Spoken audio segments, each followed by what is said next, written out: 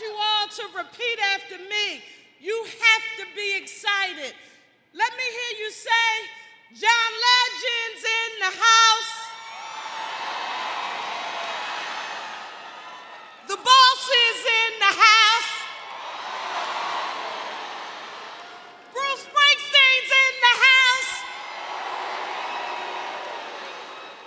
Let me hear you say 44 is in the house. President Obama's in the house.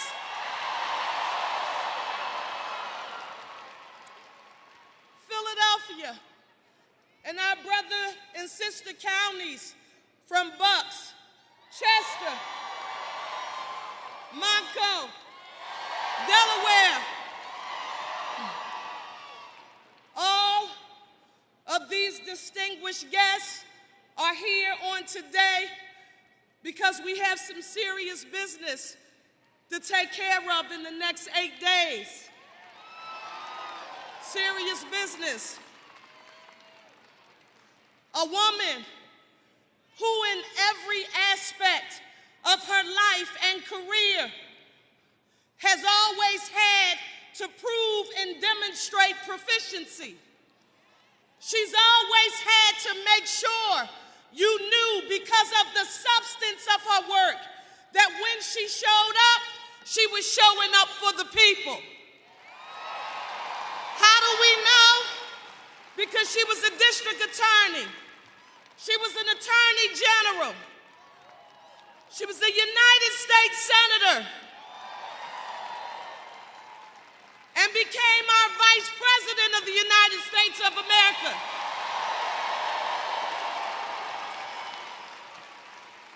And if we all do what we are supposed to do, she will become our 47th president of the United States of America.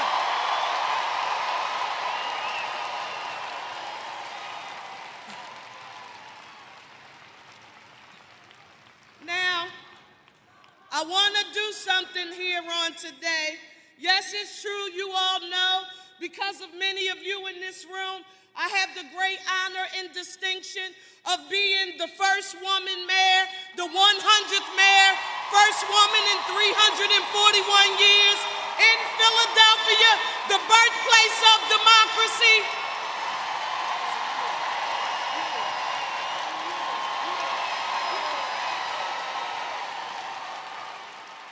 But a friend of mine told me, and if y'all don't help me get this right, I'm going to stalk each and every one of you.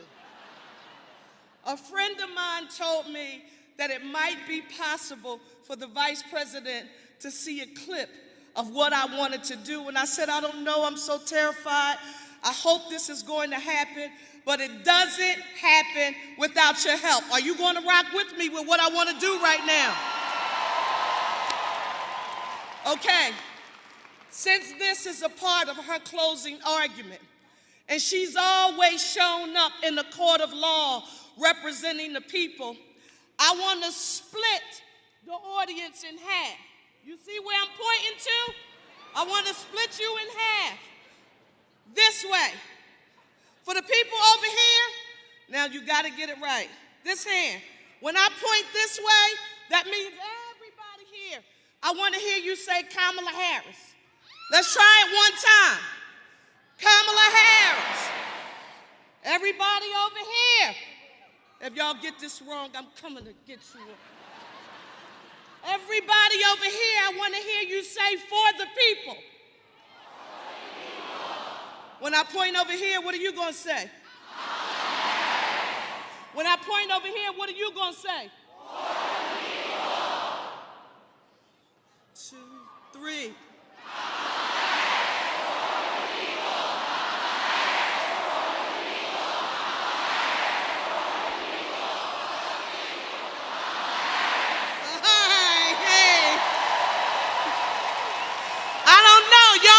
Y'all in the Baptist church, y'all did that well. Let me say this to you. Pundit after political pundit across this nation, they've talked about this race being a close race, We're right here in the city of Philadelphia, where we know what it's like to be underdogs and we know what it's like to be counted out, but we also know what it's like to be resilient. Although I'm a mayor, I need you to know I'm an English teacher by profession, and we have the English teacher in the house. But right now, I need you to do some math, because I need each and every one of you to understand the assignment, and I know we do, and we have to be ambassadors to go and communicate it to our neighbors, our friends, and our family. In 2016, that guy won Pennsylvania by 44,000 votes. It's important that you remember, because I remembered the day after, and I said, how many? 44,000 votes. But then in 2020,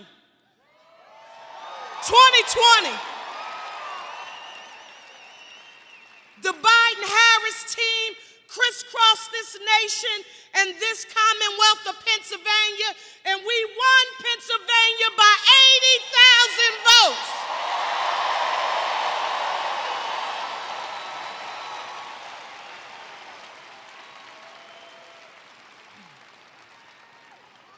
The reason why our special guests are here, Philadelphia, Bucks County, Chester, Delaware, and Montco, because they know that if we do our homework and we go out and motivate, inspire, and encourage every person who is connected to our sphere, listen, despite their race, their class, their socioeconomic status, their zip code, their religion, their sexual orientation or identity, there is a place for everybody in our camp.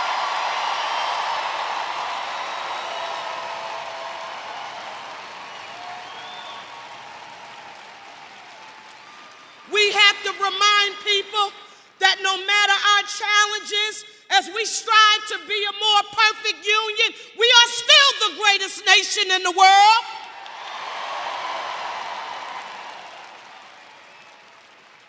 And if we do everything that we are supposed to do, we will make sure that, one, not only does the road to the White House run through Pennsylvania, but we will make it clear when Philadelphia, Bucks, Chester, Delaware, and Montco speak, and we speak together.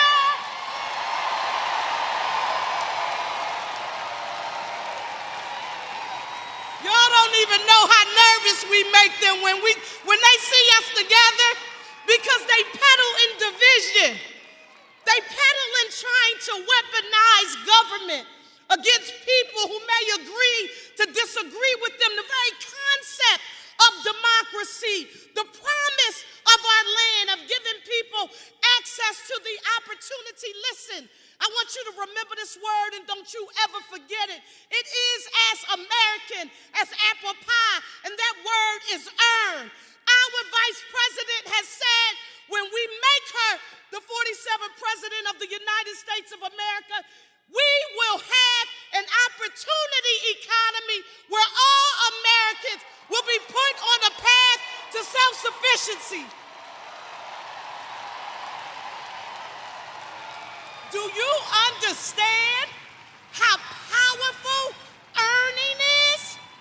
Giving people access to the opportunity to earn a living wage, to pay for health care and retirement security, to own a home. Those are bread and butter and kitchen table issues that we should never forget. As I close, and they're watching and they're taping, and you better remember this, because I'm coming to get each and every one of you if you don't. We're going to close it out. I want you, one, to put one finger in the air, and I can see you up there even with the light. I'm trying to unify our city, our region, so we can be one Philly, a united city. And I want to hear everybody who is here. I want to hear you all say, one Philly, a united city. You did that well. Here's the big test. Before we go, this is it. Jesus, let him help us. Kamala Harris. Kamala Harris.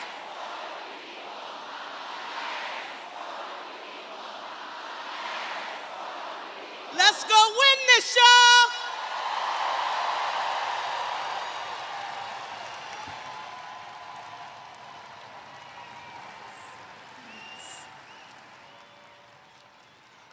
Y'all, I thought we were going to have a little break, but they just gave me the signal.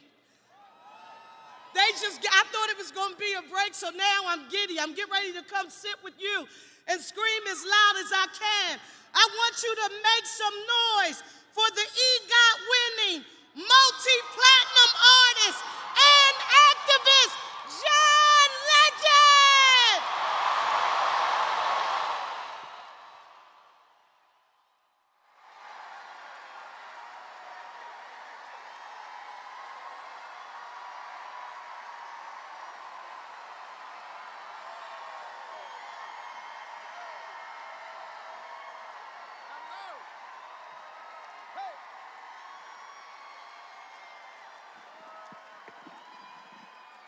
I was born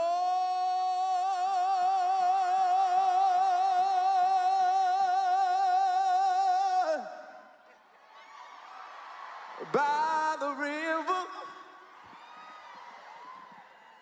in a little tent.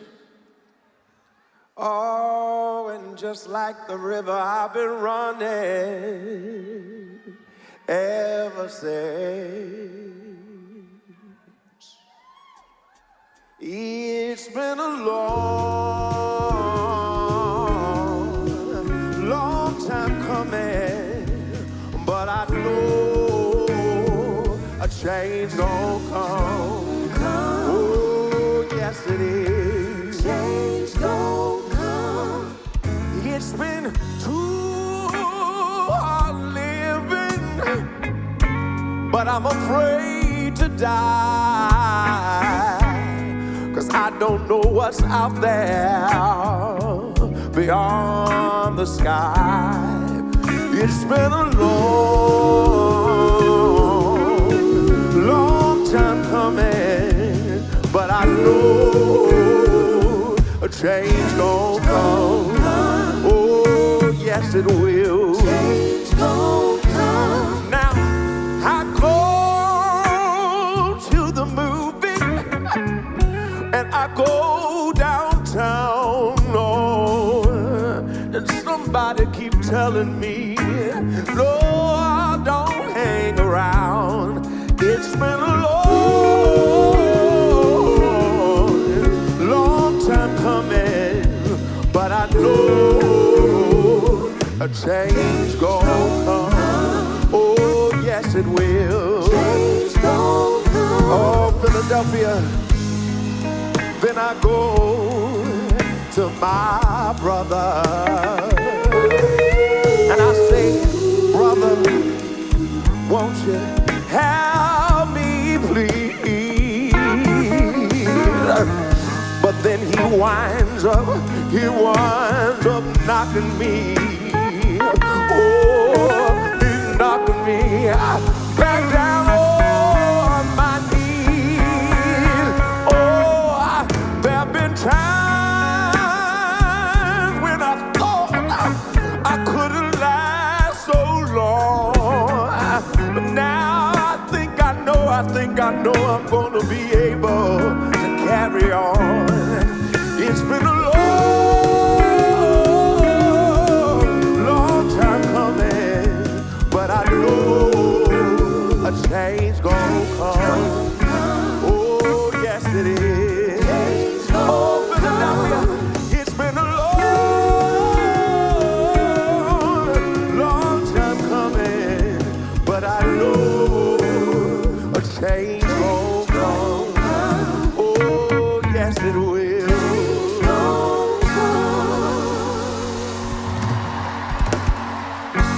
Yeah.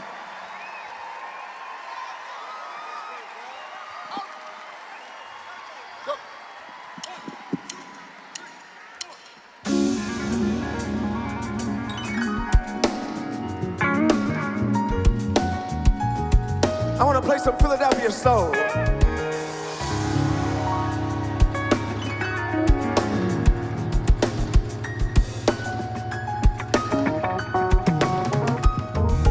Wake up, everybody, no more sleeping in bed. No more backward thinking, time for thinking ahead.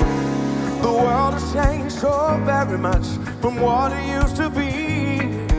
There is so much hatred, war and poverty. Oh yeah, wake up all the teachers, time to teach a new way. Maybe then they'll listen to what you have to say, 'cause they're the ones who are coming up. The world is in their hands. When you teach the children, teach them the very best you can. Hey, the world won't get no better if we just let it be. Oh, the world won't get no better. We gotta change it, yeah, just you and me.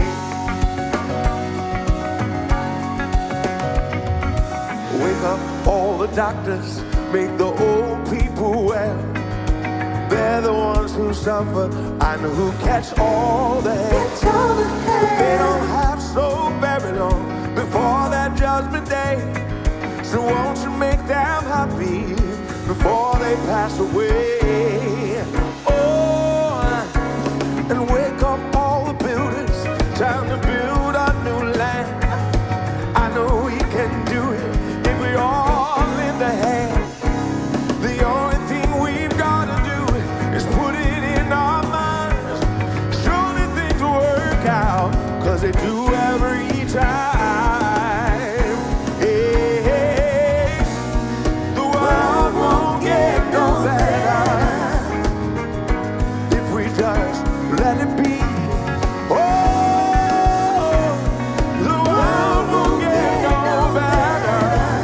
We gotta change it, yeah, just you and me. Oh, yeah, yeah, yeah.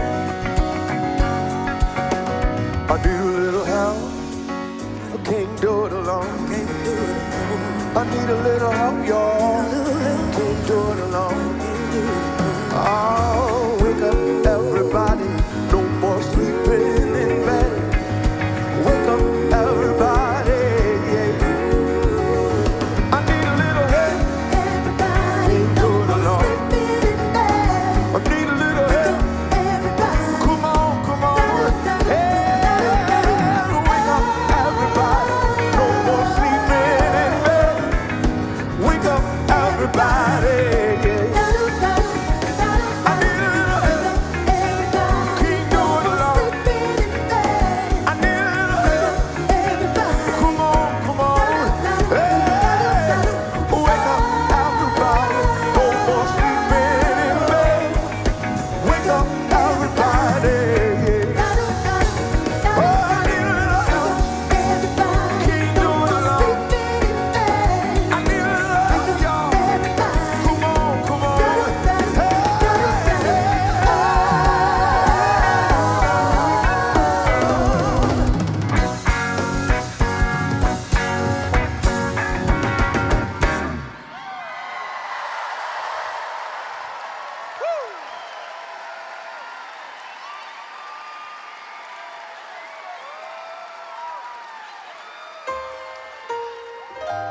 Philadelphia.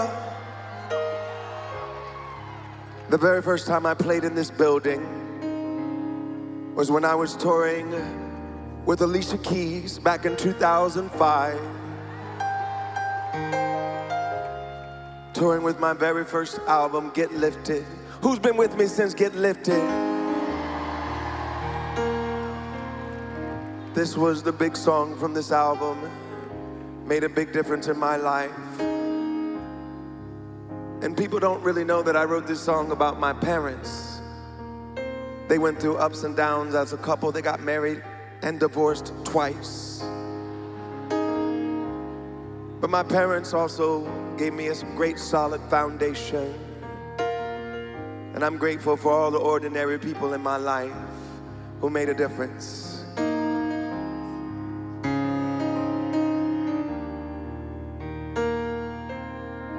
Girl, I'm in love with you, but this ain't the honeymoon. We're past the infatuation phase. Right in the thick of love. At times we get sick of love. It seems like we argue every day. But no, I misbehaved, and you made your mistakes, and we both still got room left to grow. And though love sometimes hurts, I still put you first, and we'll make this thing work.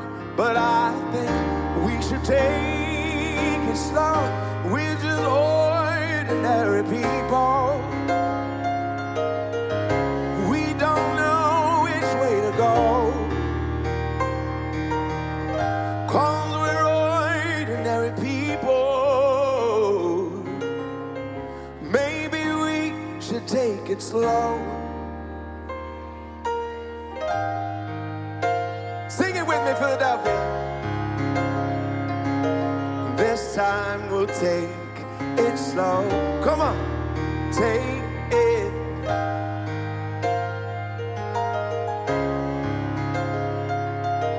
This time we'll take it slow. This ain't a movie, no fairy tale conclusion, y'all. It gets more confusing every day. Oh, sometimes it's heaven sent, then we head back to hell again. We kiss, then we make up on the way. I hang, you call, we rise and we fall, and we feel like just walking away. But as our love advances, we take second chances. Though it's not a fantasy, I still want you to stay. We're just ordinary people. We don't know which way to go, 'cause we're ordinary people. Maybe we should take it slow. Oh, we're just ordinary people. We don't know which way to go, 'cause we're ordinary people. Maybe we should take it slow. Take it slow. Oh, oh, oh. This time we'll take it slow. Take it slow. Oh, oh. This time we'll take it slow. Take it slow. Slow. This time we'll take it slow. Take it slow. Baby, we'll take it slow.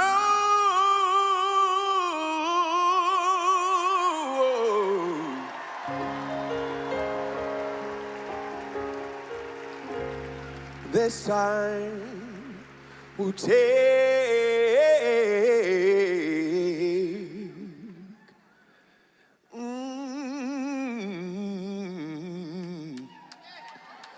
we'll take,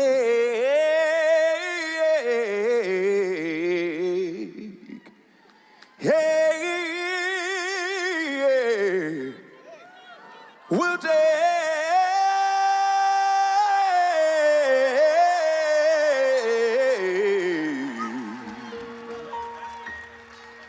it slow.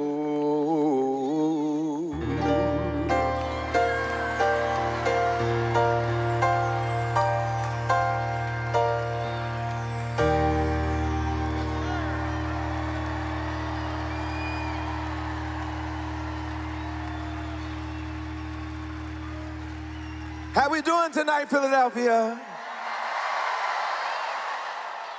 You doing all right?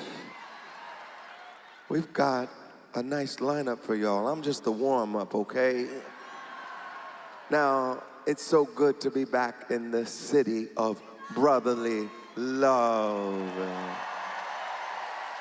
and sisterly affection. I don't know if y'all know this, but I love Philadelphia, all right? I spent some of the best years of my life here in Philadelphia. I went to college here. I wrote a lot of songs, made a lot of music here, and there's no place I'd rather be tonight at this crucial moment in our nation's history than in the city that gave us our founding documents. The city that gave us the blueprint for the great democracy that we've become. And I'm so proud and grateful to have been invited here by the next President of the United States of America, Kamala Harris. Yeah! Doesn't that sound good? Next President of the United States, Kamala Harris. Well,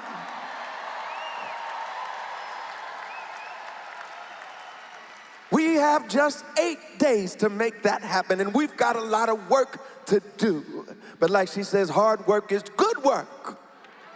We face a once-in-a-lifetime, once-in-a-generation opportunity right now, a chance to choose something better, bolder, brighter, to choose progress and healing and joy. Lord, are you ready to feel some joy tonight, Philadelphia?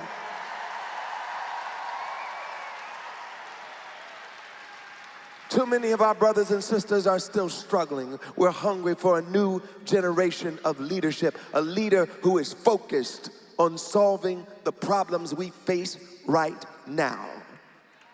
Not focused on the gripes and the divisions and the petty grievances of the past. Well, Philadelphia, I want you to know this.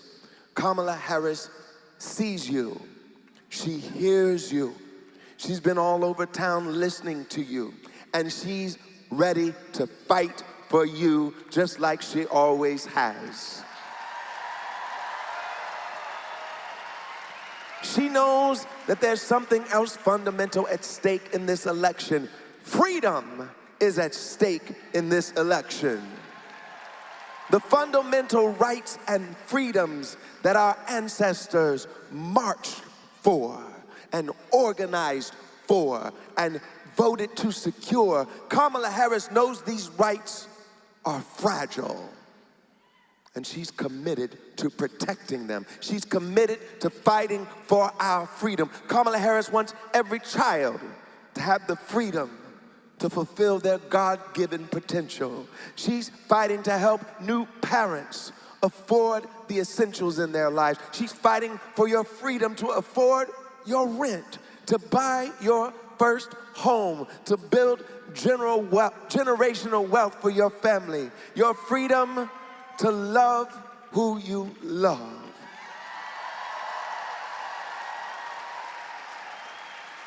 And this issue's close to my heart and to my family's heart. She's fighting for women's freedom to make their own health care decisions without the government getting involved.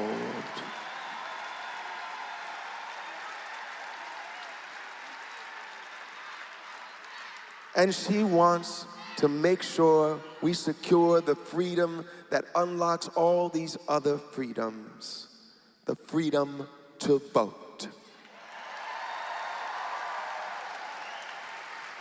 Kamala Harris is fighting for these freedoms for every American, whether they vote for her or not. She'll be a president for every American. And the contrast could not be clearer. Donald Trump had 4 years. We saw what he did with those 4 years. That's right. He talked big about the working class, but who did he really serve?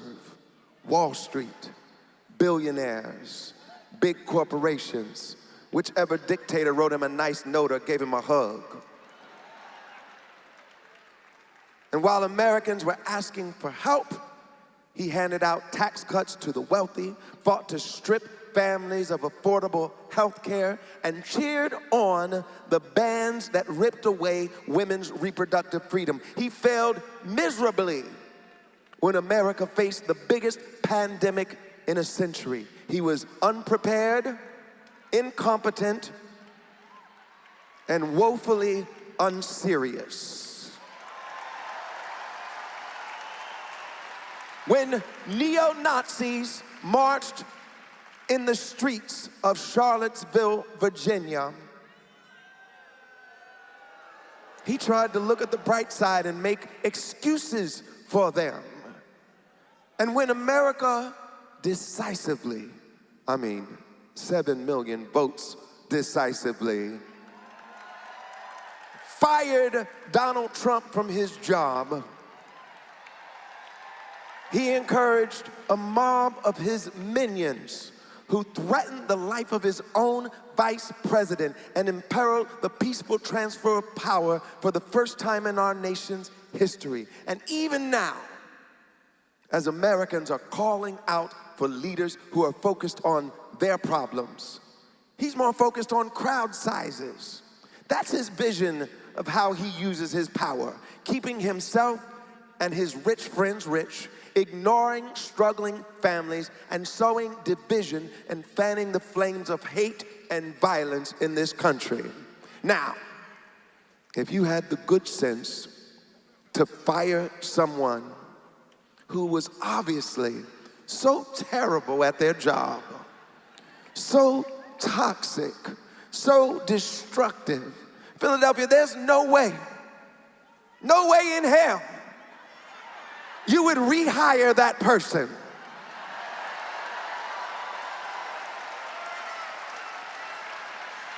I know it was 4 years ago. Some of our memories might get hazy sometimes, but ain't no way you'd rehire that person. Especially when the alternative is so obviously, so clearly a better option. It's so clear. Kamala Harris has a vision for all of us, a vision that includes everybody and fights for the freedoms we deserve and the future we can build together. Like Harold Melvin in the Blue Notes, Teddy Pendergrass, the great Philadelphia artist, said, it's time to wake up. And Philadelphia, it's time to choose where we stand. You can stand with the few, the authors of Project 2025, who want to control our bodies and divide our communities and silence our history.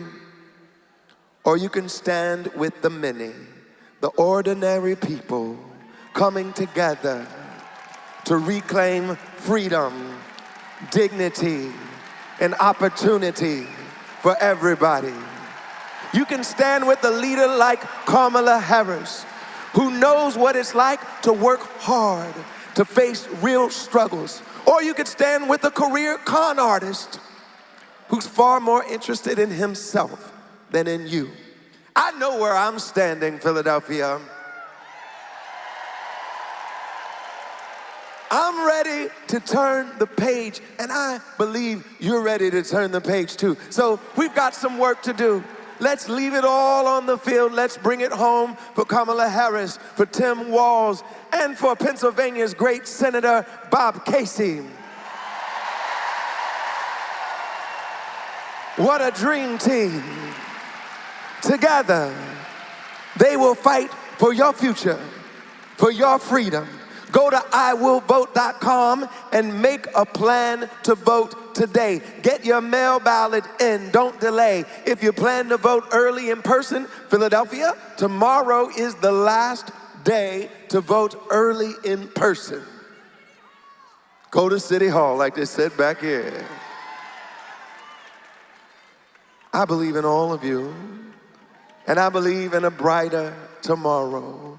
I believe that a change is gonna come, Philadelphia. And I believe we're gonna send Kamala Harris to the White House. I hope you're ready to fight for what you believe in. Are you ready to fight, Philadelphia? Like our future president says, when we fight,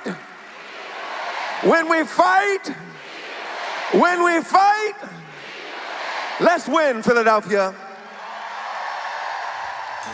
One day, when the glory comes, it will be ours, it will be yours.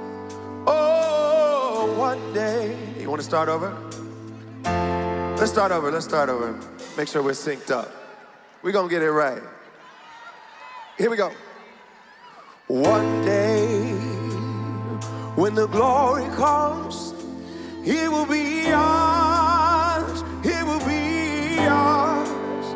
Oh, one day, when the war is won, we will be sure, we will be sure.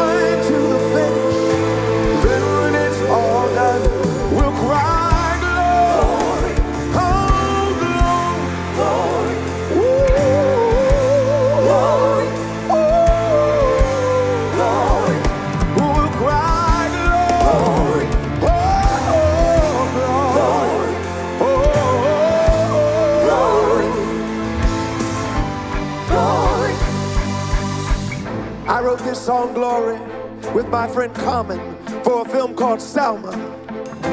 Selma celebrated the life and work of Dr. Martin Luther King Jr. and everybody who marched with him so we could finally have the right to vote in this country for everybody. Common called me up in the fall of 2014 and he said that the director of the film, Ava DuVernay, was looking for a song for the end credits of the film. And I was the first person they thought of. We wrote Glory, not only inspired by the story of the film, but by the protesters who were marching for justice in the streets of America in our present day. We won the Academy Award for Best Original Song in 2015. I'll never forget that night. We stood on the stage and we said, Selma is now, because we know the struggle for justice is far from over. We know there's backlash. We know there's resistance, but we'll keep fighting. And one day, when the glory comes, it will be ours. Oh, glory. Glory. Oh, glory. Glory. Oh, glory. Glory.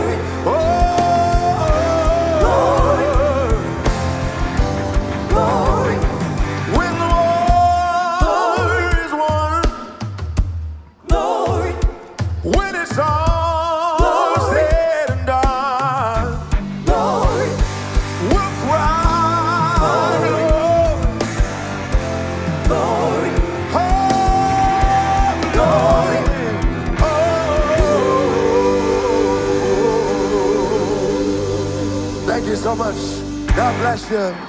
Have a great night. Thank you.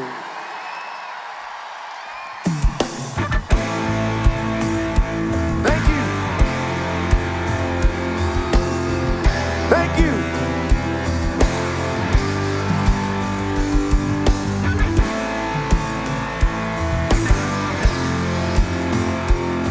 Give it up for my band. They're all from Philadelphia. Make some noise for them.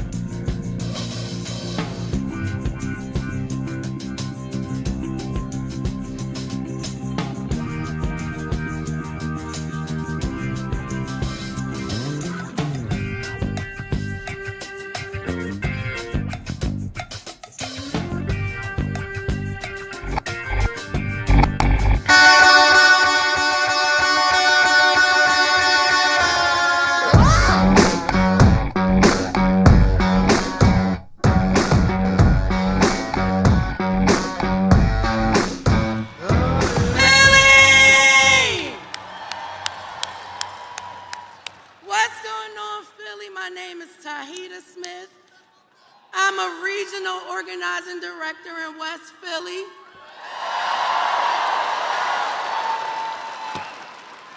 But more importantly, I'm a black woman from Philly, South Philly to be exact. Go Birds! Exactly.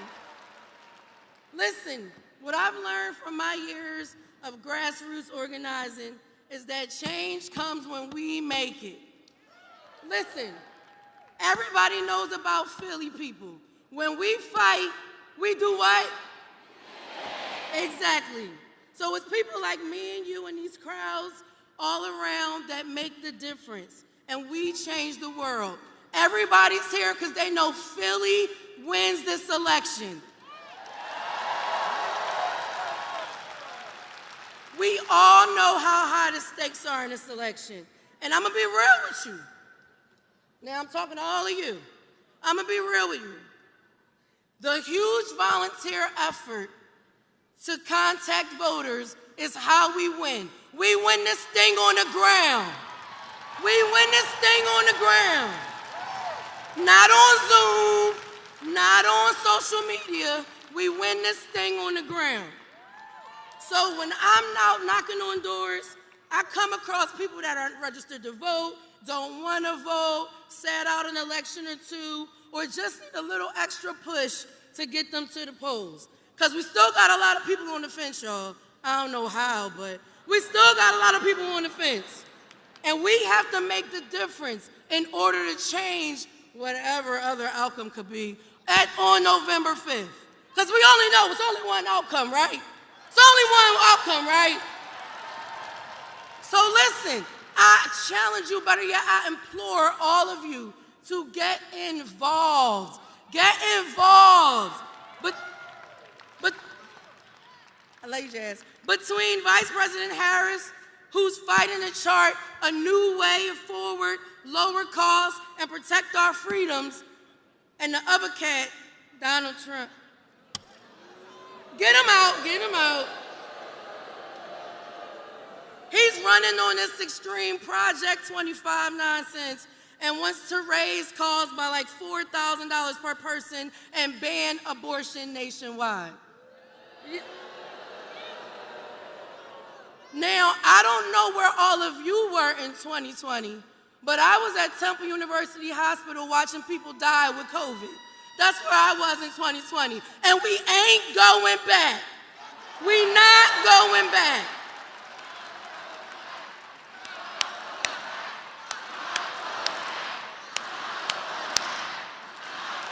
All right. I only got 2 minutes, y'all. It's only my 2-minute claim of fame. We got 8 days. 8 days to win this thing. I don't care what you're doing. Get involved. We do not want to wake up on November 6th and say shoulda, coulda, woulda, because we ain't gonna. We're going to get involved. We're going to get on the ground. It's plenty of volunteers in here. We got our Philly cousins who are organizers in the building. They will help you. They will get you signed up. They will get you shifted. We have so many things, the campaign has so many things lined up for the next 8 days. There's no way that we cannot get involved. Phone bank, knocking on doors, coming to an office, just get involved, find an office and get involved. So listen, I'm gonna give you some more dates. All right, if you have a mail-in ballot, drop it. I don't know why you're still holding it. Drop that thing, okay? October 29th is the last day for early voting. That's tomorrow. And Tuesday, November 5th, get to the polls. We need all of you. We need everybody sitting here. You made your way here. You can make your way to a campaign office and get involved, okay? Be a Broad Street bully and go get involved on this campaign. Okay, with all that being said, it is now my incredible honor to introduce one of those Democrats who has been fighting for working families across Pennsylvania each and every day. Someone who is focused on leveling the playing field so we can all get ahead. And who has been a tireless champion for us in the United States Senate, and that's why we need to re-elect him this November. Please join me in welcoming Senator Bob Casey.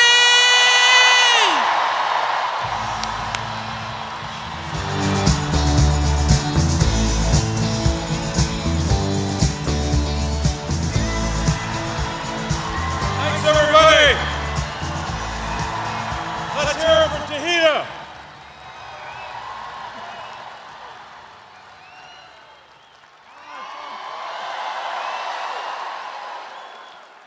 I got one question for this crowd.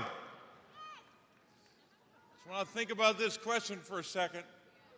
Are you ready to win for Kamala Harris and Tim Walz? Are you ready to win this Senate race? Now, I know we got a lot of folks from Philly. How many people here from the city of Philadelphia?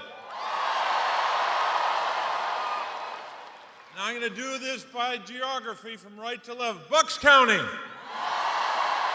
Montgomery County, Chester County, Delaware County. Anybody here from Scranton? We'll get to all the other counties later, but I want to thank you all for being here tonight. We want to thank President Obama for being here with us tonight. The president who made it possible for us to pass into law the Affordable Care Act which brought health care to 1.4 million Pennsylvanians. And you all know what this race is about, both the presidential race, my race, and all the races for Congress. This is an election about working families. It's about an election to lower costs, to fight the fentanyl crisis, and to fight for women's rights, workers' rights, and voting rights.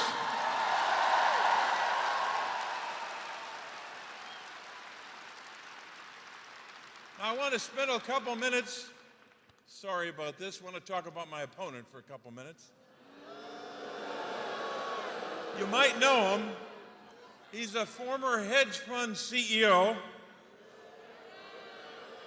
He's got a little money. He's worth a couple $100 million. And while I was delivering for the people of Pennsylvania, delivering for our families, investing in our schools and our communities, he was running this hedge fund and delivering for China. That's what he was doing. He started this campaign lying about living in Pennsylvania. He was living in Connecticut. The Associated Press told us that. Not that I remember the date, but it was August 14th, 2023. Just read it, take a look at it. He didn't vote in Pennsylvania for 15 years.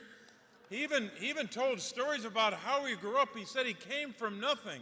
At one point he said he was a farmer, and he was a hedge fund CEO. So he doesn't understand our Commonwealth, and he doesn't understand the people of our state that make Pennsylvania what it is. So, while all of you were working with us on greedflation, going after big companies that are ripping off families on food and household items, price gouging, I introduced legislation to go after these big companies for gouging families. You know who opposed that bill? My opponent. He's wrong about that. We should go after those companies and hold them accountable. So, you know where he is.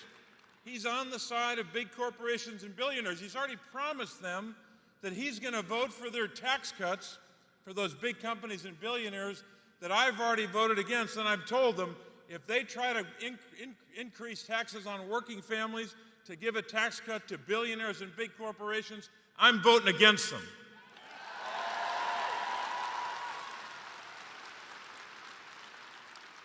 You know, my opponent even wants to repeal the law that capped insulin at $35 a month, right? Boo, right. And that law also will put in place this January a cap on all out-of-pocket costs, drug costs for seniors. He opposes that bill. So all these big billionaires are coming into Pennsylvania, these out-of-state billionaires. They're paying for 80% of his ads, attacking me. Well, I got news for those billionaires.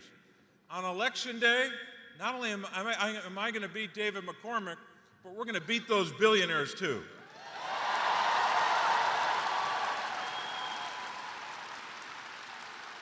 So I think it's pretty clear the people of our state can't trust my opponent to be for families, can't trust my opponent to stand up for seniors, and certainly can't trust my opponent to stand up for women's reproductive rights.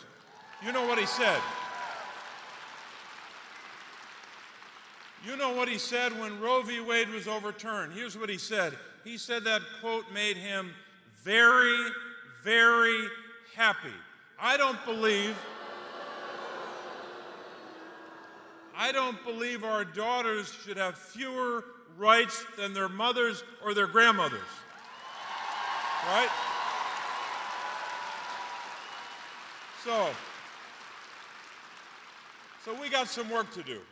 We've got to keep working like you all are. So many people here, every one of you, is doing something already. You're here tonight. Some of you are knocking on doors, most of you are, writing postcards, making phone calls, contributing to this campaign and to Kamala Harris's campaign. So we got some work to do. And I know you've already done work, not just for days or weeks, but for months. But I have to ask you, Are you ready to keep working these next 8 days to elect Kamala Harris and Tim Walz? I know you're ready, and I know you won't slow down.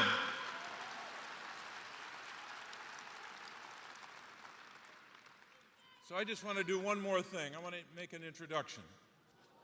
Let me start by saying, I think we can all agree that the last 25 years in America have been tough years for our country. A lot of tough days for American families and American workers. Just think about it. 2 economic downturns that led to terrible job loss just in the last 25 years. A pandemic that killed more than 1.1 million Americans. We've had a terrible rise in gun violence the last 25 years. So many families devastated by that loss of life. A fentanyl and an overdose crisis as well. Political divisions, threats to our democracy. So many challenges our families have faced. And in all these years, and long before that, we've had a recording artist who's helped us through these times. He happens to be with us tonight.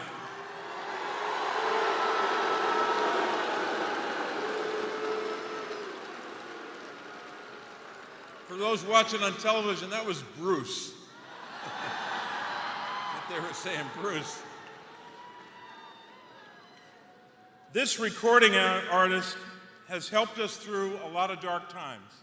He's helped lift up our families at those times and during happier times. His songs are like a hymnal. They're like a prayer for our country. These songs that he has written and that we know so much about, these songs are full of gratitude and sometimes full of grief. They're songs full of celebration and reflections on the country we are and who we hope to be. Whether it was Thunder Road or Born to Run, or We Take Care of Our Own, whatever album or whatever song you've listened to, he's made an impression on all of us and our families. And when I think of We Take Care of Our Own, I think of how we do this as a Commonwealth and as a country. We take care of our children. We care about those kids. We take care of seniors. We take care of veterans. We take care of people with disabilities. We fight for our workers. That's taking care of our own, right? And one more thing. There's a line in that song, We Take Care of Our Own, when Bruce says, I've been looking for the map that leads me home. That map, he knows, and the reason he's here tonight, that map is the map of the Commonwealth of Pennsylvania. He's helping us get there. Bruce Springsteen.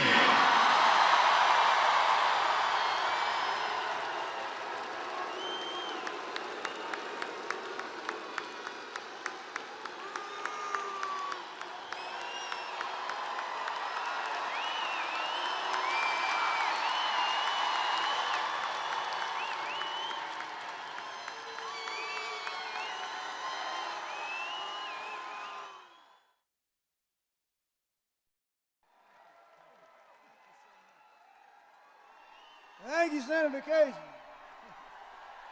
Hello, Philadelphia. All right.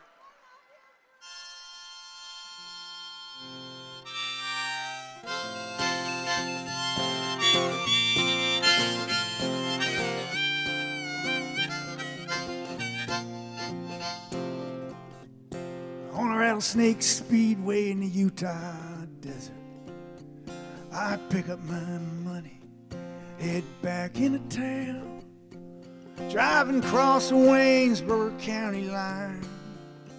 I got the radio on, and I'm just killing time, working all day in my dad's garage, driving all night, chasing some mirage. Pretty soon, darling, I'm gonna take charge. Well, the dogs on Main Street howl, 'cause they understand if I could take this moment into my hands, Mister, I ain't a boy, no, I'm a man, and I believe in a promised land.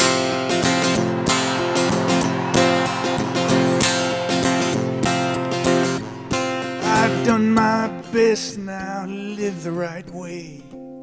I get up every morning and go to work each day. But your eyes go blind and your blood runs cold. Sometimes I feel so weak, I just want to explode. Explode and tear this whole town apart. Take a knife and cut this pain from my heart. Find somebody itching for something to start. Well, the dogs on Main Street howl, 'cause they understand. If I could take this moment into my hands, Mister, I ain't a boy, no, I'm a man, and I believe in a promised land.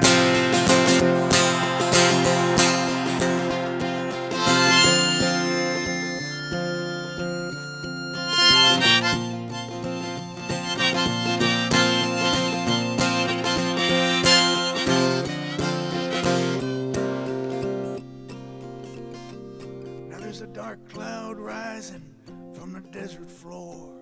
I packed my bags and I'm headed straight into the storm. There's gonna be a twister to blow everything down that ain't got the faith to stand its ground. Blow away the dreams that tear you apart. Blow away the dreams that break your heart. Blow away the lies that leave you nothing but lost and broken hearts.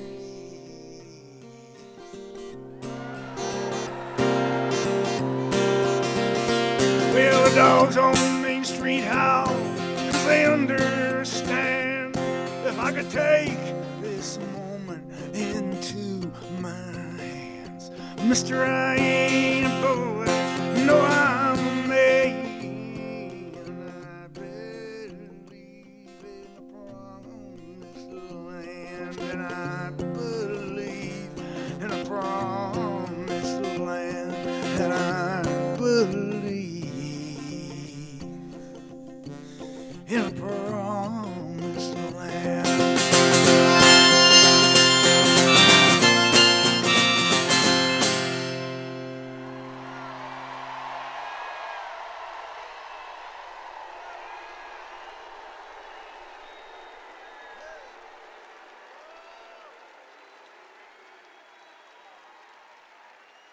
Thank you, Philly. I'm Bruce Springsteen, and I'm here today to support Kamala Harris and Tim Walz,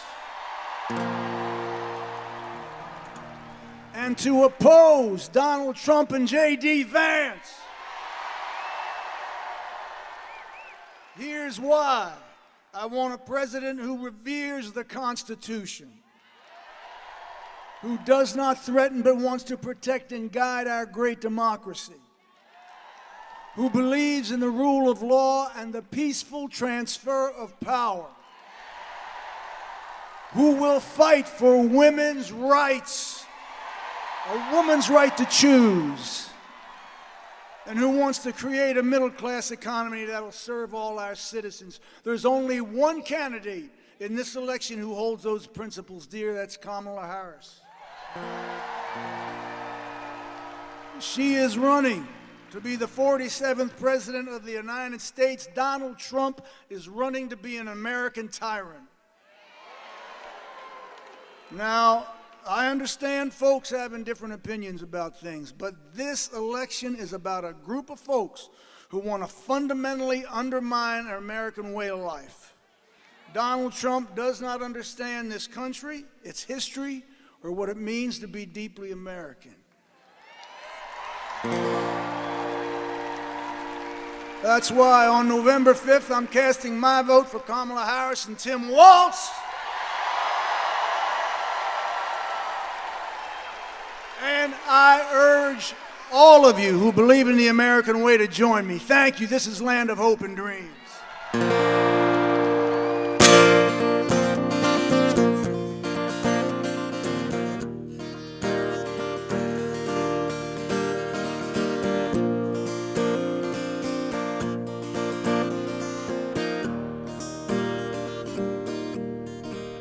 Grab your ticket and your suitcase. Thunder's rolling down this track. Well, you don't know where you're going now, but you know you won't be back. Well, darling, if you're weary, lay your head upon my chest. Oh, we'll take what we can carry. Yeah, and we'll leave the rest. Well, big wheels roll through fields where sunlight streams. Oh, meet me in a land of hope and dreams.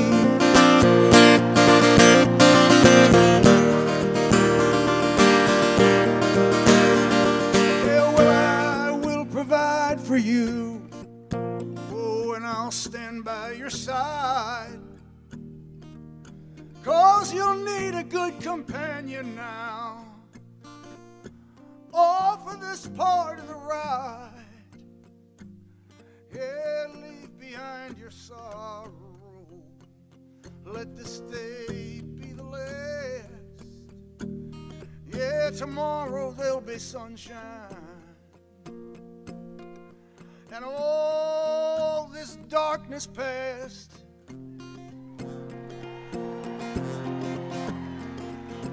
Big wheels roll through fields where sunlight streams. Oh, meet me in a land of hope and dreams.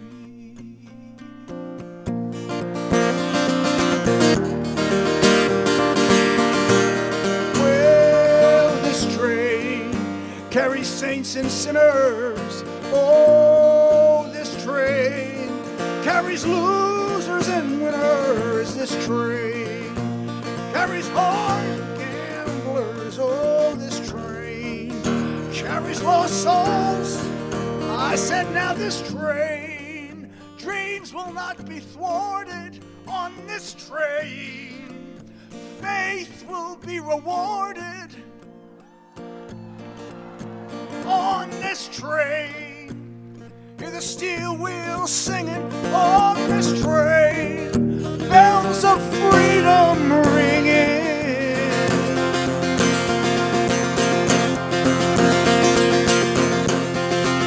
Well, big wheels roll through fields where sunlight streams. Oh, meet me in a land of hope and dream. Oh, meet me in a land of hope and dream.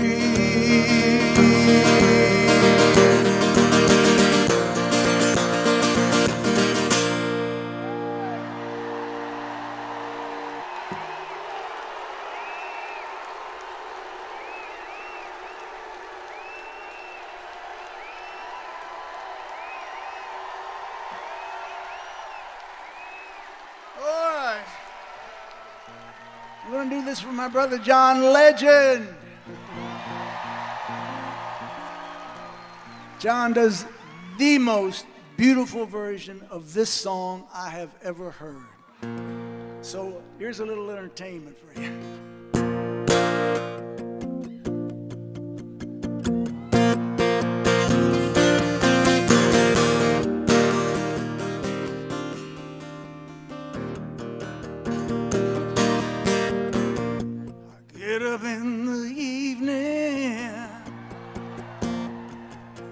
ain't got nothing to say.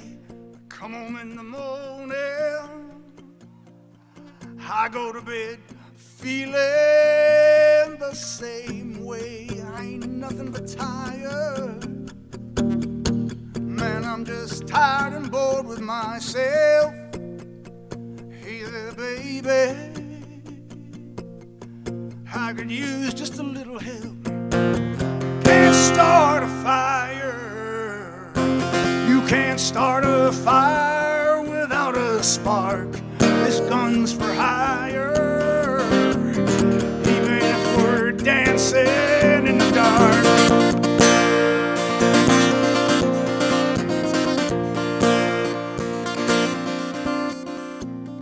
Messages keep getting clearer. Radio's on and I'm moving around the place. Check my look in the mirror. Wanna change my clothes, my hair, my face. Man, I ain't getting nowhere. All just living in a dump like this. There's something happening somewhere. I just know this. You can't start a fire. Can't start a fire without a spark. This gun's for hire. Even if we're dancing in the dark. Oh, sit around getting older. There's a joke here somewhere, and it's on me. Shake this world off my shoulders. Come on, baby, have a laugh on me. Stay on the streets of this town, and they'll be carving you up all right. Say you gotta stay hungry. Well, I'm just about starving tonight. I'm dying for some action. Sick of sitting around here trying to write this book. I need a love reaction. Come on now, baby, give me just one look. You can't start a fire. Guns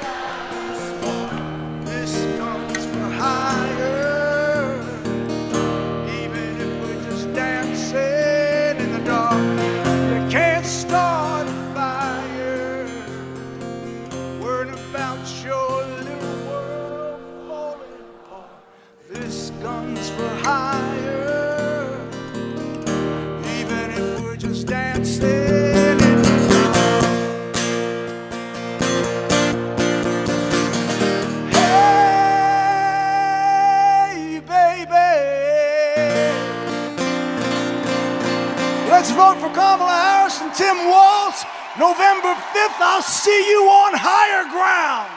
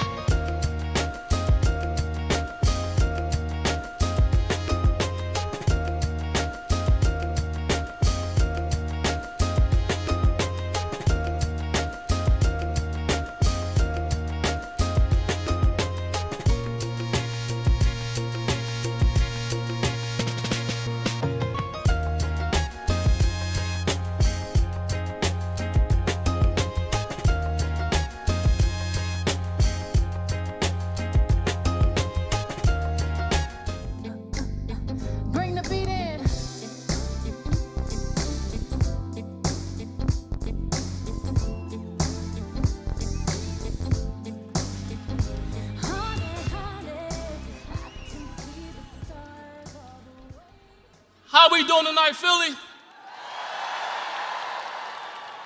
I said, how we feeling tonight, Philly?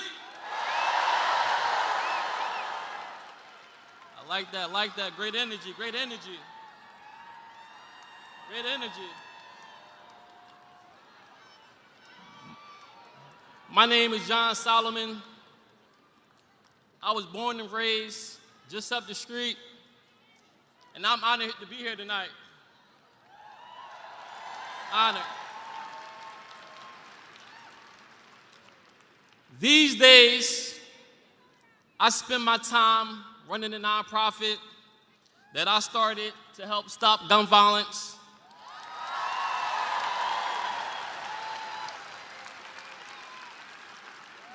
Right here in the city of Philadelphia, and help our communities get ahead.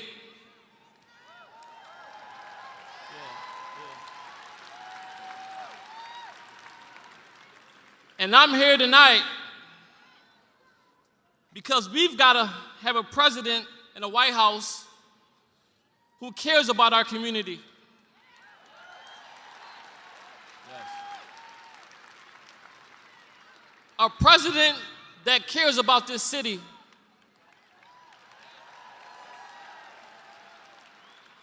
A president that understands the problems that we're working with.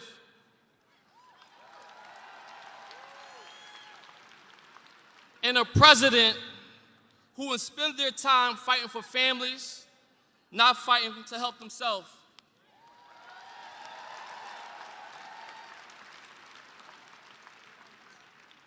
We need someone who believes in freedom,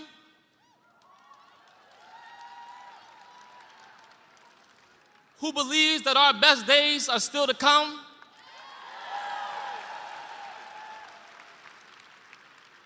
we deserve a president who would take us forward, not back.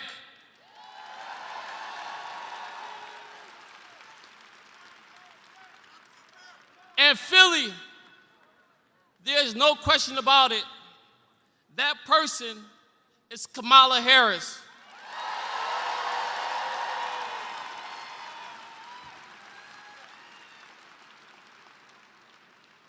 She spent her entire life fighting to help working people get ahead.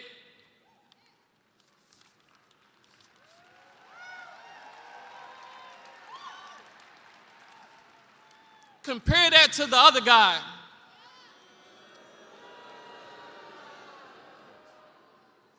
Who has insulted us again and again and called our city egregious, corrupt, and so much more.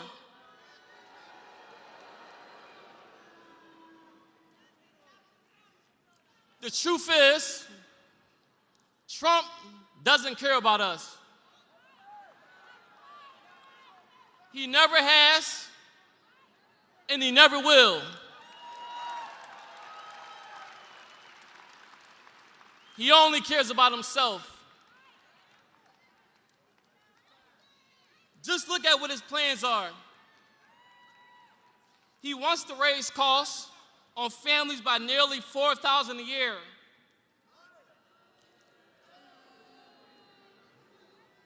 He rolled back even more of our hard-won freedoms with his Project Agenda 2025. Trump wants to divide us. But guess what, Philly? We are not going back.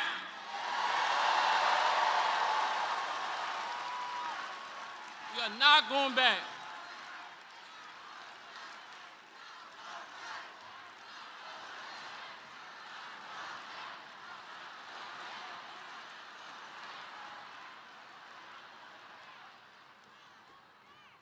It's time to turn the page on Trump and his chaos and division.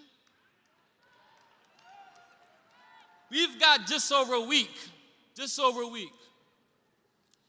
And as one of our great presidents taught us, we've got the power to make the kind of change we want to see in this country.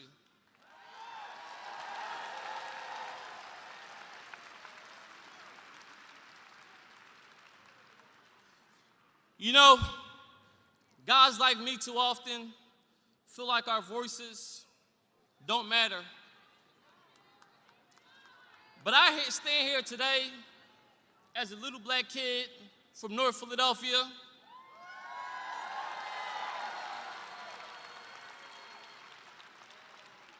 who was given a second chance to say they do matter. They do matter.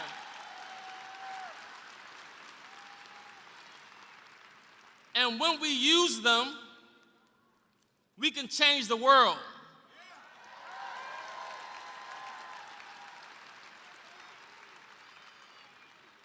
And that's exactly what we are going to do next Tuesday. Next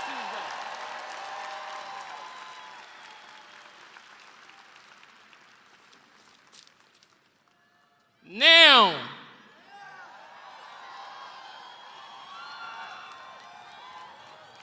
as I am so honored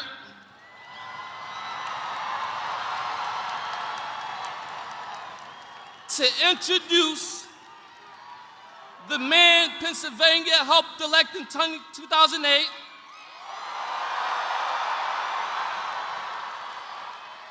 who filled this generation with hope, number 44, President Barack Obama.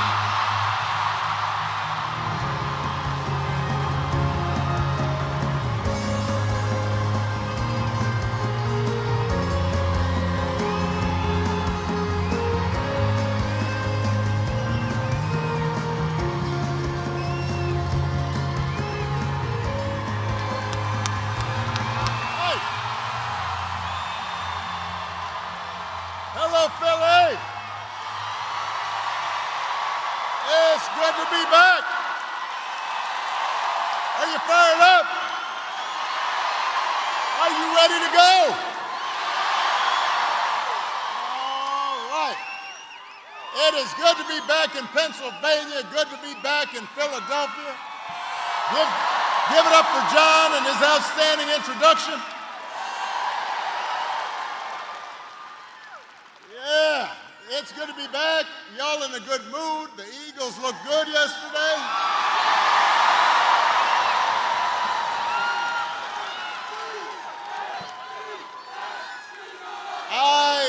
Something happened to my Bears we're not going to talk about.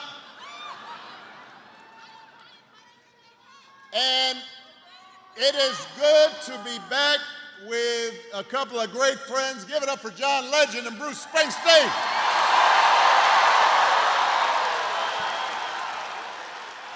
There's a reason why those guys are headliners. They are tough acts to follow.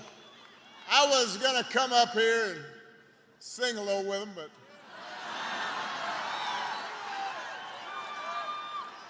you know, you don't want to do this too often. You know, the people might start taking me for granted.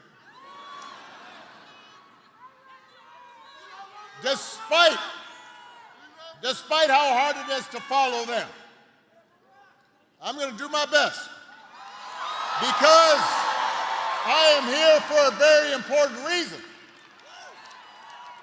To ask you to vote for your next Auditor General, Malcolm Kenyatta. For your next Attorney General, Eugene DePascale. For your next State Treasurer, Aaron McClellan. For the Speaker of the Pennsylvania House, Joanna McClinton.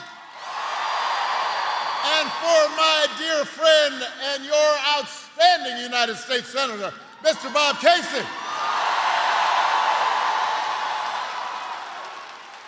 And for the next President of the United States, Kamala Harris.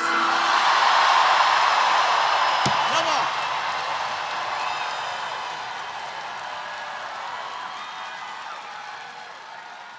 Yeah. Now, you've heard this already, but it's worth repeating. If you plan to vote early in person, tomorrow is your last chance.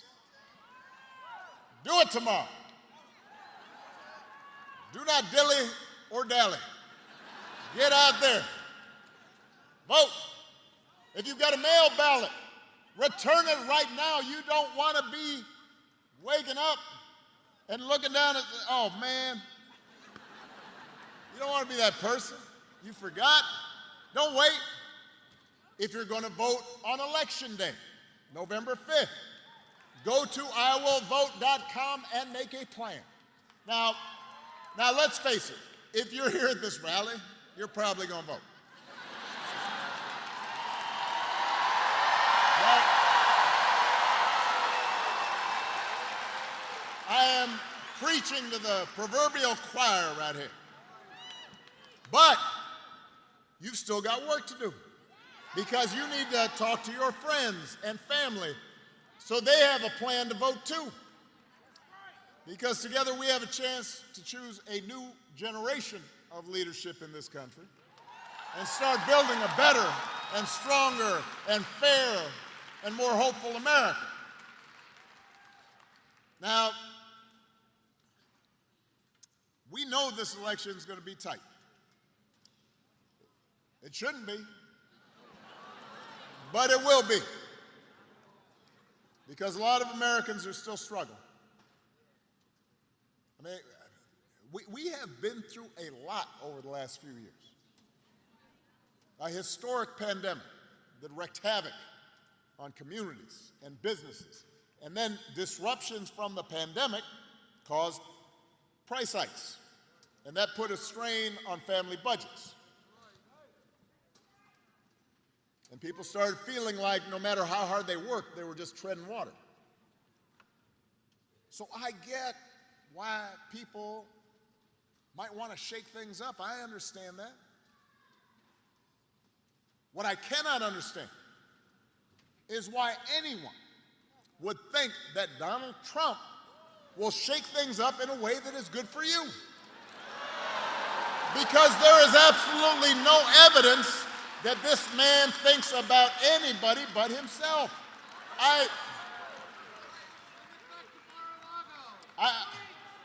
I've said this before. Here's a man, a 78-year-old billionaire who has not stopped whining about his problems since he rode down that golden escalator 9 years ago. He's still tweeting all times of night, all caps. When he's not complaining, he's trying to sell you stuff. Trying to sell you gold sneakers. Trying to sell you a $100,000 watch. Says it's a Swiss watch. They can't find where in Switzerland it's actually made, but he wants to sell you a Trump Bible. Do not boo, vote. Remember that. I want everybody to understand, nobody can hear your boos, but they can hear your vote.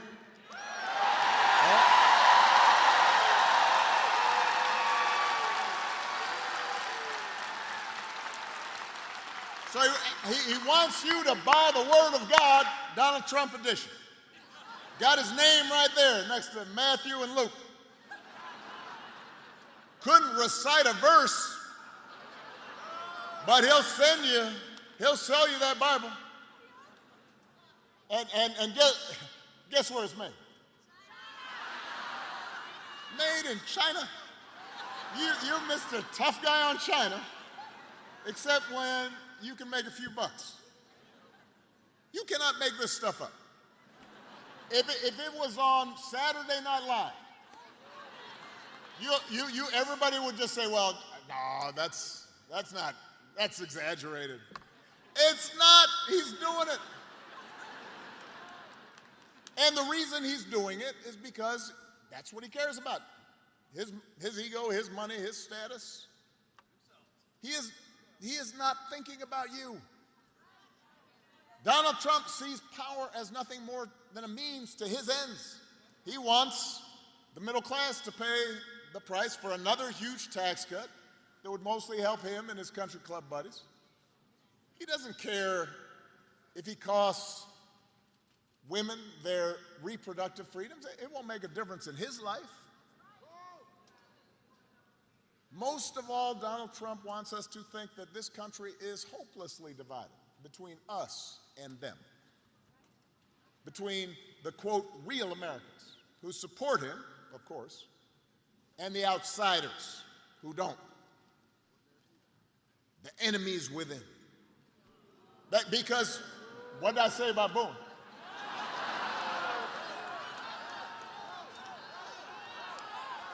Vote.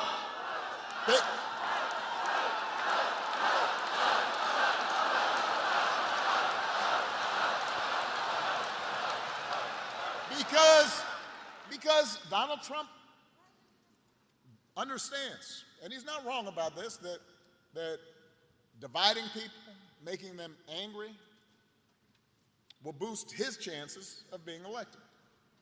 It's not good for the country, but it might improve his odds. We saw it last night. I know nobody's going to boo now. All you're going to do is vote. Hold on a second.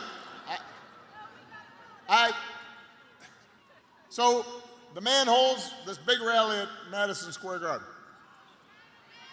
And the warm-up speakers were saying we're trotting out and peddling the most racist, sexist, bigoted stereotypes. One guy called Puerto Rico, quote, an island of garbage. Now, these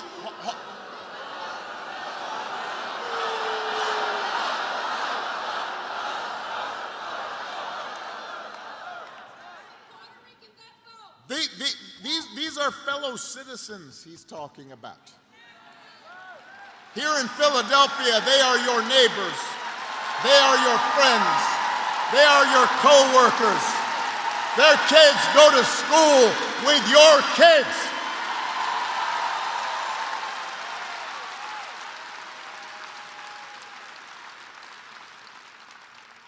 These are Americans. They're people. And that is the reason why this election should not be close. It should be clear. Here's a good rule. If somebody does not respect you,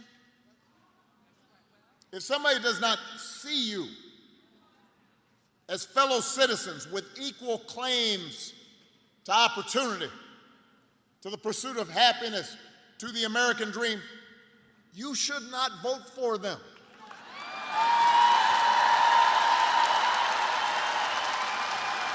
You should not expect them to make your life better. They will not help you make they will not help you pay the bills. They're not gonna work hard to make sure your kid gets a good education. They're not gonna help you with a down payment on a house. I mean, we have to reject the kind of politics of division and hatred that we saw represented. America's ready to turn the page. America's ready for a better story. Philadelphia, we are ready for a president, Kamala Harris.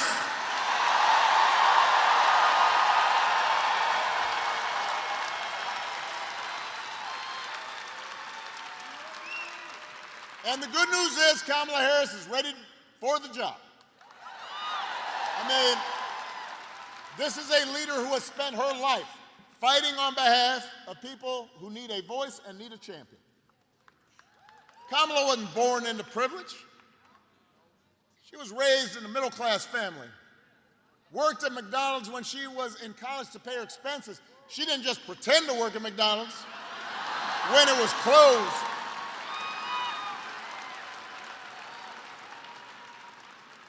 She actually cares what people are going through.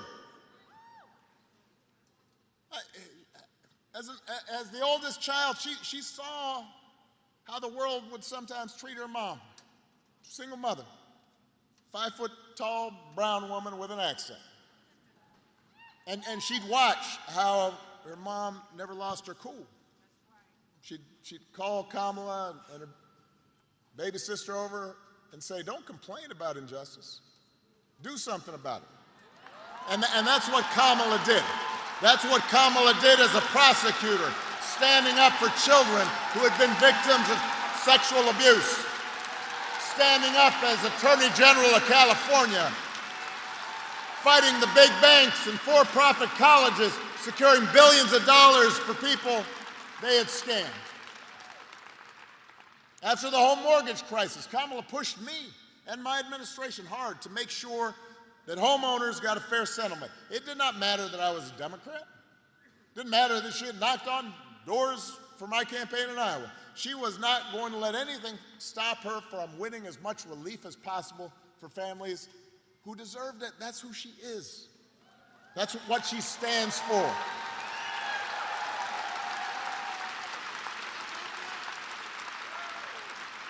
You may not agree with every decision she makes. You didn't agree with every decision I made. You didn't. But you won't find somebody who you agree with on everything. Here's one thing you have to think about and that you can count on with Kamala. If you elect Kamala Harris, she will see you. She will hear you. She will have your back every single day. She knows what it's like to struggle and to work hard and to be on the outside looking in. And she'll have an outstanding partner in Governor Tim Walz. I love that dude. I mean, he's a veteran, he's a teacher, he's a coach. He's a marksman, a hunter, been a great governor. I found out a while back, he can even take a vintage truck apart and then put it back together again. Which made me wonder, do you think Donald Trump can do that? For that matter, do you think Donald Trump has ever changed a flat tire in his life? No. If he's got a flat tire, he calls over his chauffeur. Jeeves, change that tire.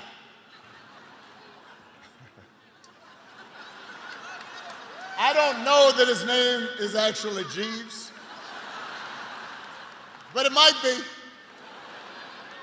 Got a fake English accent? Jeeves. Hey, listen, the point is, if you elect Kamala and Tim, they won't be focused on their problems, they'll be focused on your problems. They actually understand that too many folks here in Pennsylvania and across the country are struggling to pay the bills. They know what it's like to struggle to pay the bills. Now, even though wages have been steadily growing, inflation is finally slowing. The price of everything from health care to housing to groceries, it's still too high for a lot of folks, and that hurts. The question is, who's actually going to do something about it? I knew you guys knew the answer, but that was a rhetorical question. But let me expand. So, on the economy, which all the polls show that's people's main concern, Donald Trump's main idea is to give another massive tax cut to billionaires and big corporations. Now, do not boo. No, that's the last time I'm going to say it. I know y'all got it now. Now, I have heard, because I'm talking to folks, and what I understand is some people are saying, well, I remember the economy when he first came in, that was pretty good. Yeah, it was good because it was my economy. Yes. I had spent the previous 8 years, I I had spent the previous 8 years cleaning up the mess the Republicans had left me. Financial crisis, Great Recession, the auto industry flat on its back. And after those 8 years, I then handed over 75 straight months of job growth to Donald Trump. And all he did was give a tax cut to people who didn't need it, drove up the deficit in the process. Now he wants to do it all over again. So, all right, so that's on the economy. People have this weird pre-COVID memory as if somehow he did something. He didn't do nothing. The other thing that I hear is, well, Donald Trump sent me a check during the pandemic. Now, I want you to understand this. First of all, Congress sent you a check. Democrats and Republicans, in the midst of a crisis, passed a law so that people could absorb not working during COVID. And, by the way, Joe Biden also sent you a check during the pandemic. Just like I gave people financial relief during the Great Recession, the difference is Joe Biden and I didn't put our names on the check because it wasn't about feeding our egos or advancing our politics. It was about helping people out during a tough time. So don't be fooled.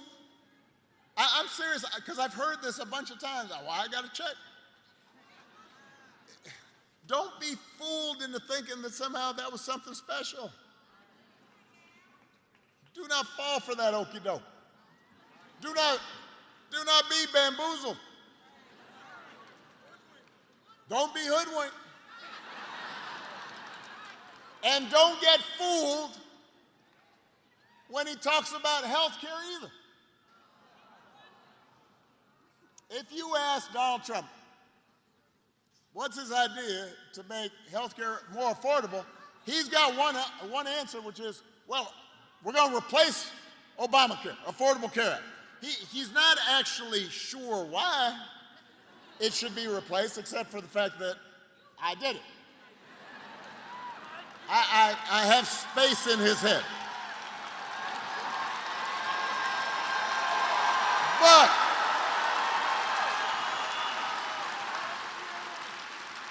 the challenge is that the challenge for him is that Obamacare is now popular. Almost 50 million people have gotten health care because of it that didn't have it before. So, a couple of weeks ago, his running mate on a debate stage had the nerve, had the chutzpah to say Donald Trump, quote, salvaged the Affordable Care Act. That is not correct.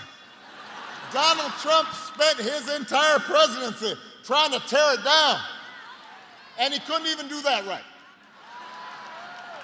And now, 8 years after he was elected, when asked, well, if you get rid of Obamacare, how would you replace it?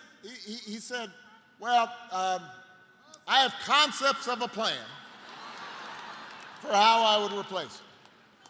Concepts of a plan. I want you to think about this for a second. Let's say your boss gives you an assignment. Says, I need it by Friday. Friday rolls around. Boss comes. So, you finished that project I asked for? Scratch your head. You say, well, I haven't actually started. But I do have a concept of a plan for how I might do this project you asked me to do. Or you could try it at home. Honey, did you do the dishes? Throw out the trash? No, but I do have a concept of a plan to do the dishes. Right after this game's over. How's that going to go over? If it wouldn't work for you, why should it work for the President of the United States? It shouldn't. Which is why Kamala Harris doesn't have concepts of a plan. She's got actual plans to make your life better. Come on.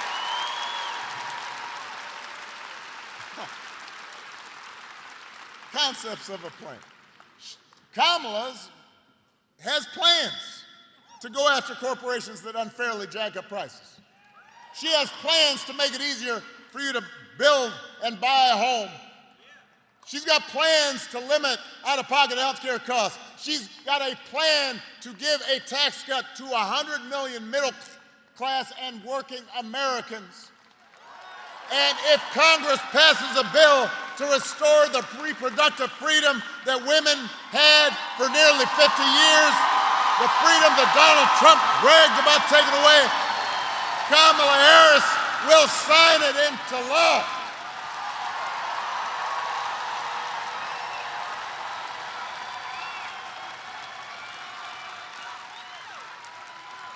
That's who Kamala Harris is.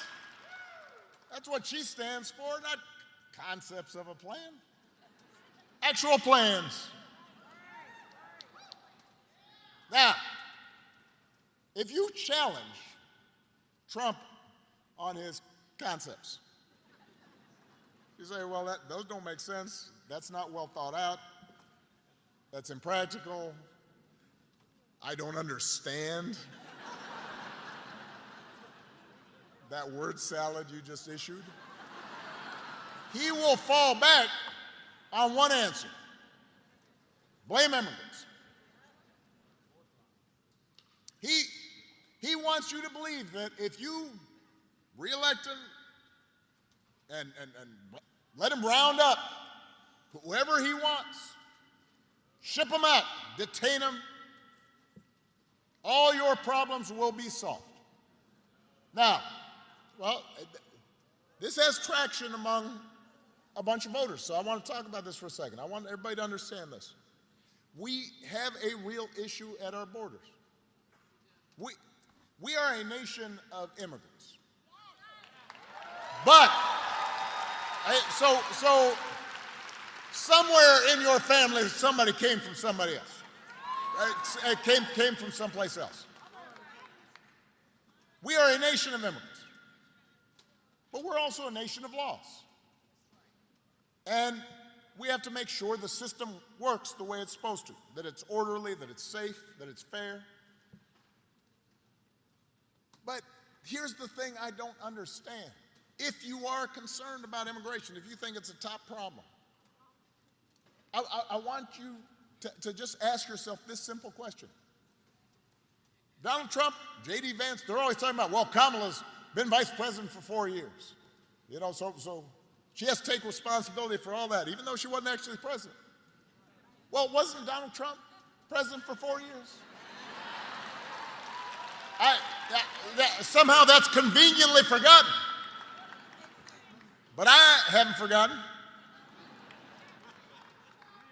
If rounding up and deporting millions of people, many of them women and children, if rounding up millions of desperate people is the answer to everything, why is it that the number of undocumented immigrants was basically the same when Trump left office as when he took office?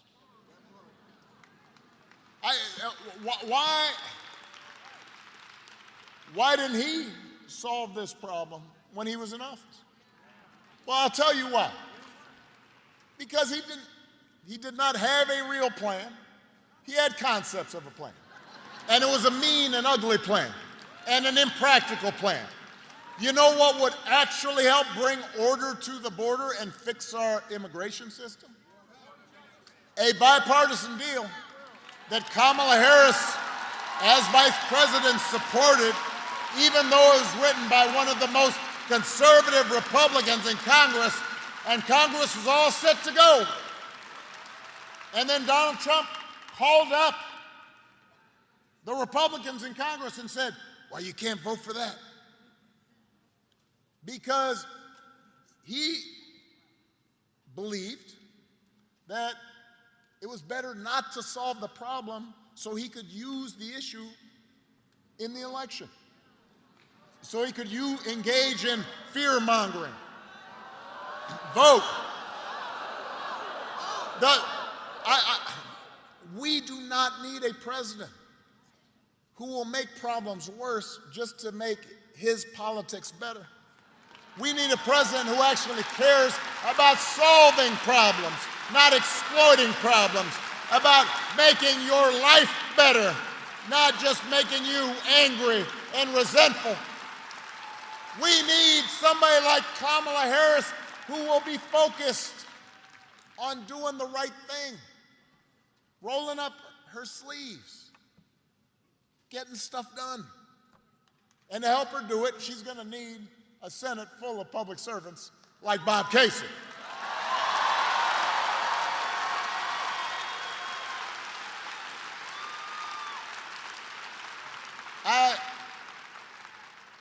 I have known Bob for almost 20 years. I know his wife. I have watched his gorgeous daughters grow up. Now he's a grandpa. Although his grandson, the little guy, wouldn't give me a fist bump in the photo line. He was feeling kind of shy. I was like, oh man, next time, just let me hang him.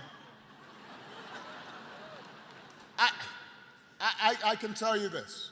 I love this entire family, and I can tell you, there is nobody who is more humble, more honest, more rooted in his community, more dedicated to this great state than Bob Casey. All the guy cares about is doing the job and looking after the people he was elected to serve. And that's the kind of person we need to send back to Washington. We need public servants like that. He's the kind of person who's going to help Kamala get stuff done. Leaders who share our values and will move this country forward. Now, in these closing days, because remember, y'all are the choir here. But we need to reach the unconvinced. And when we talk to people, I think it is super important for us to be respectful and to listen, not just talk, and understand where folks are coming from, and recognize not everybody's going to have the exact same perspective as we do. But one thing that you will hear from a bunch of folks, including maybe some of your friends, family members, coworkers, is they don't believe politics can make a difference in their lives. You know, they just think politics is nasty and it's frustrating, and with so much crazy swirling around. I understand why people would just say, you know what, that's just not for me. It has no impact on me. Doesn't matter who's in charge. And that's why whenever I talk to people who are frustrated or disillusioned or cynical about politics, I don't try to sell them the moon. I'm honest with them. Politics is not going to solve all your problems. It won't. Whoever's in there as president, it's not going to change everything. It's not going to eliminate poverty. No matter how well-meaning a president might be, it's not going to get rid of all racism. You'll still get frustrated with your boss. Your kids, especially if they're teenagers, they'll still act up. People you love may still get sick. Politics is not a cure-all.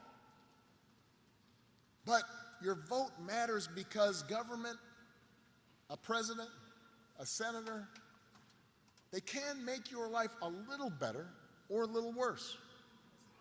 And that little better adds up. And that little worse adds up too. So when I was president, we didn't solve all the problems with our healthcare system, but 50 million people who got healthcare who didn't have it, their lives were better. You know somebody who has healthcare because of that law. More than 50 million people with pre-existing conditions can no longer be denied coverage or charged more. That made a real difference to them.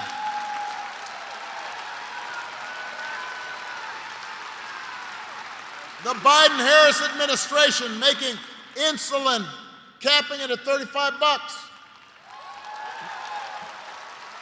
making prescription drug prices cheaper, that helped somebody.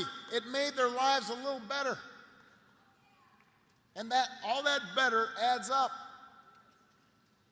Now, the reverse is true. And I'm going to give you one more example. When I was president, we put together an entire playbook for how to deal with the pandemic. We had dealt already with H1N1 right at the first year of my term. We dealt with Ebola in my second term. And so we said, you know what? Scientists are telling us that eventually there's going to be a serious airborne pandemic. Let's put together a plan. And we gathered all the experts. We put together a playbook. We had all of our agencies come together. Let's practice the same way we do with natural disasters. If this happens, what are we going to do with schools? What are we going to do with coordinating with public health programs at the state level? How do we accelerate vaccination? We had all this all set up. And so I presented it just like I did those 75 straight months of job growth to Donald Trump. I said, here you go. And apparently that was dumped in the trash. 3 years later, a pandemic hits. Now, I want to be fair about this. No matter who was president, this pandemic was going to be a massive crisis. People were going to get sick. People were going to die. There were going to be businesses shut down, travel restrictions. I mean, this was a once in 100 years pandemic. But if you look at a country like Canada, their per capita death rate was 60% lower than the United States. Now, I want you to do the math. Over 1 million people died during the pandemic here in the United States from COVID. 60% of that number is 600,000 people. That's people's grandparents, parents, co-workers, friends. There are people in this auditorium who were affected by that. Some of those folks would be here if we had had a competent response. Not somebody who was suggesting injecting bleach, but somebody who was actually working in a serious fashion to make things better. So if somebody tells you this election doesn't matter, just remind them, please. It makes a difference when you've got a leader who sees you and cares about you and is serious and honest. It will affect your life. You may not see it right away, but it will. And if that's not enough, then also please remind them that any election is about more than just policies. It's also about values. It's also about character. Some of you know that when I was growing up, I didn't have a father in the house. But I did have people around me. Stepfather, grandparents, teachers, coaches, most of all my mom, who taught me the difference between right and wrong, who showed me what it meant to be honest and to be responsible and to work hard and to treat other people the way I wanted to be treated. And I did not always live up to those values when I was a teenager. I partied a little too much. But over time, I internalized them, and I tried to live up to them. And I suspect most of you grew up the same way. And one of the most disturbing things about this election and about Trump's rise in politics generally is how we seem to have set aside the values that we were taught. I mean, a few weeks ago, we had one of the deadliest hurricanes in American history. And while President Biden and Vice President Harris were in some of the communities that were affected, meeting with local officials, comforting families, Donald Trump and his running mate were out there circulating stories about how the Biden administration was withholding aid and giving it to undocumented immigrants and not giving it to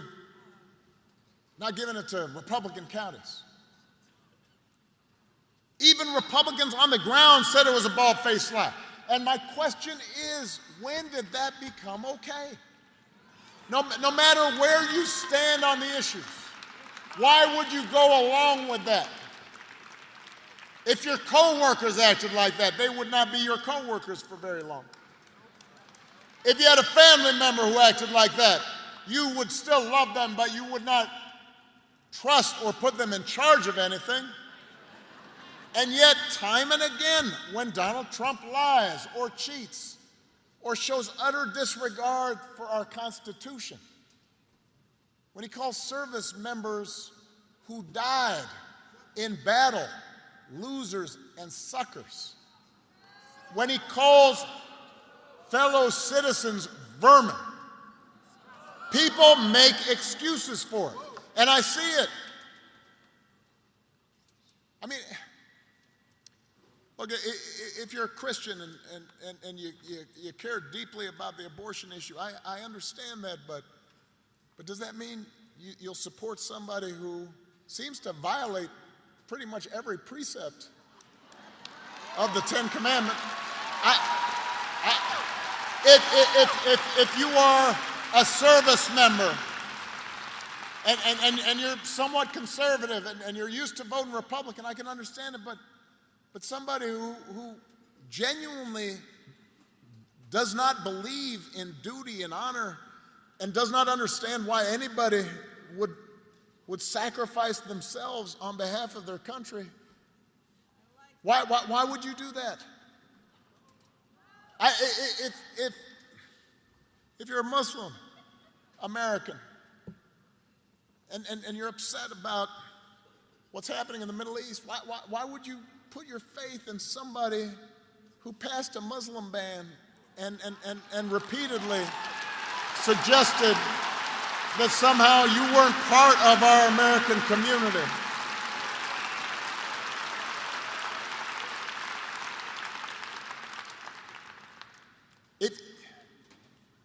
If you're an African American or Latino, if you're from Puerto Rico and you see somebody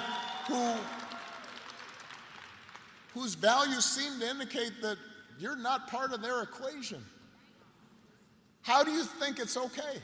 How can you tell yourself it's okay as long as our side wins? And I've noticed this especially with some men who seem to think Trump's behavior is somehow a sign of strength. You know, sort of the macho, fake macho thing, and you know, I'm here to tell you that's not what real strength is. It never has been. Real strength's about working hard. Real strength's about taking responsibility. Real strength is about telling the truth even when it's inconvenient. Real strength is about being confident enough to treat everybody with dignity and respect. Real strength is about helping people who need it and standing up for those who can't always stand up for themselves. That is what we should want in our daughters and our sons, and that is what I want to see in the next president of the United States of America.